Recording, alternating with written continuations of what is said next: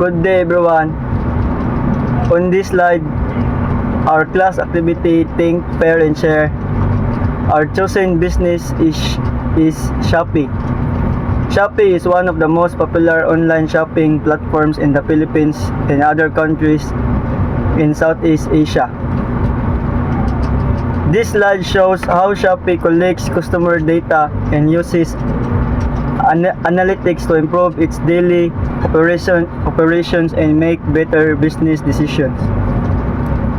For the first question, what specific data does Shopee collect from users? Shopee collects several types of information such as personal information like our name, phone number, and email address, and purchase history like products we buy, and search history, the items we search for in the app, and payment methods, whether we use GCash, credit card, Shopee Pay, and others, and delivery address where our orders will be shipped, and product review, the ratings and comments we leave after buying a product. All of these are examples of customer data that Shopee gathers whenever we use the app. For the second question, how analytics improve Shopee daily operations?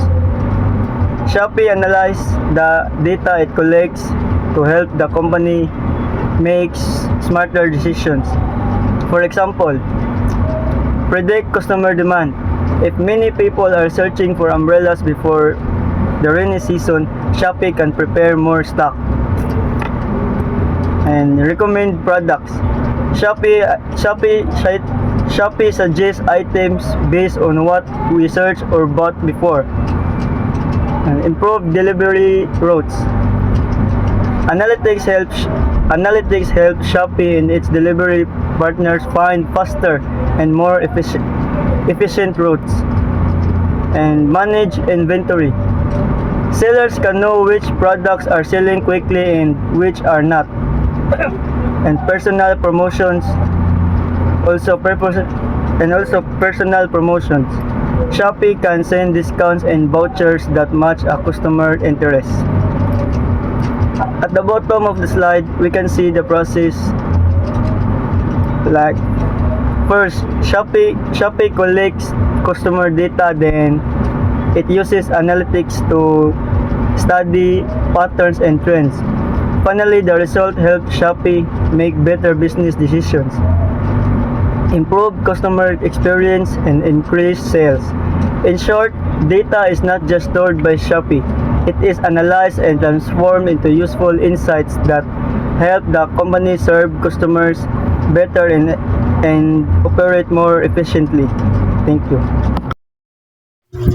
And for the next slide, the question is, what is one major decision they could improve using data? And my answer is here in the key points, and the key points are forecast product demand using sales data, and for the second one, key popular product in stock, and the third one, reduce excess inventory and waste, and the fourth one, improve warehouse efficiency, and for the fifth one, lower operating costs and increase customer satisfaction.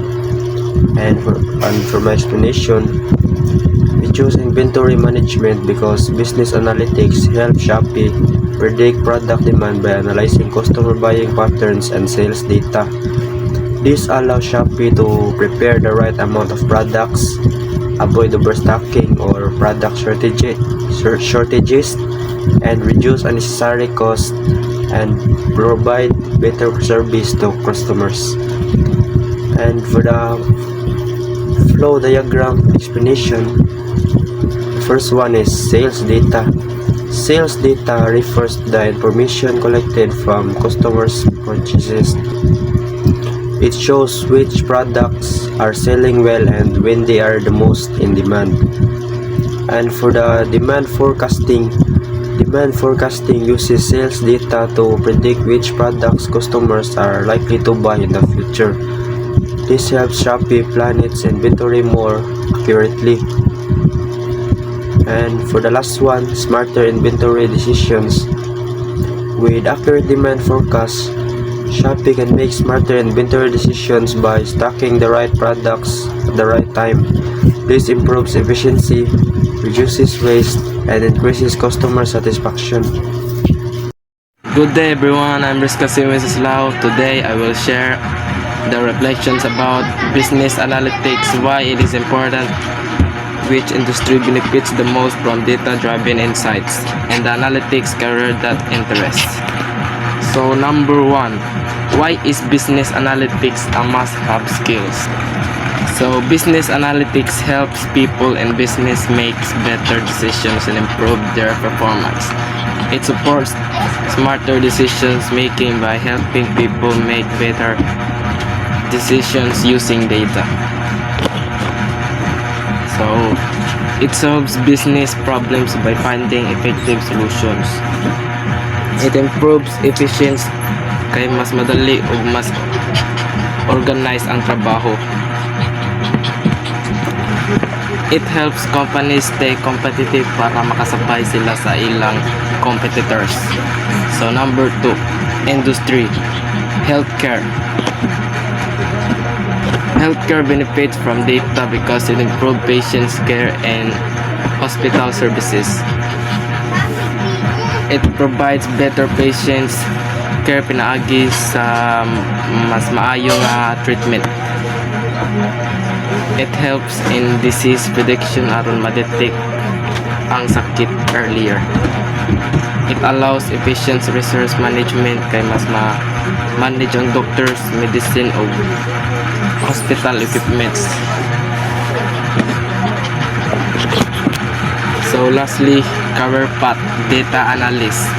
A data analyst uses data to help organizations make smarter decisions. They analyze data to find useful information. They create dashboards to present data clearly. They help organizations make better decisions pinagi sa pag-analyze sa data. That's all for my presentations. Thank you for listening and have a great day. Analytics help us make smarter decisions by using information and making our daily activities.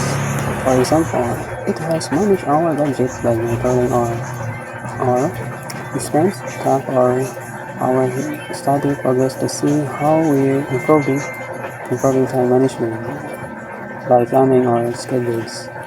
For me, analytics is not only useful for business, but also in our everyday lives. It helps us manage by budget, monitor my studies process, and use the time more wisely. Conclusion: businesses analytics transform raw data into meaningful insight that help businesses and individuals make smarter, faster, and more effective decisions. So business analytics is the process of collecting, analyzing, and interpreting data to find useful patterns and information. And in short, businesses and analytics turns data into valuable information that supports better decision making and help businesses succeed in competitive environment.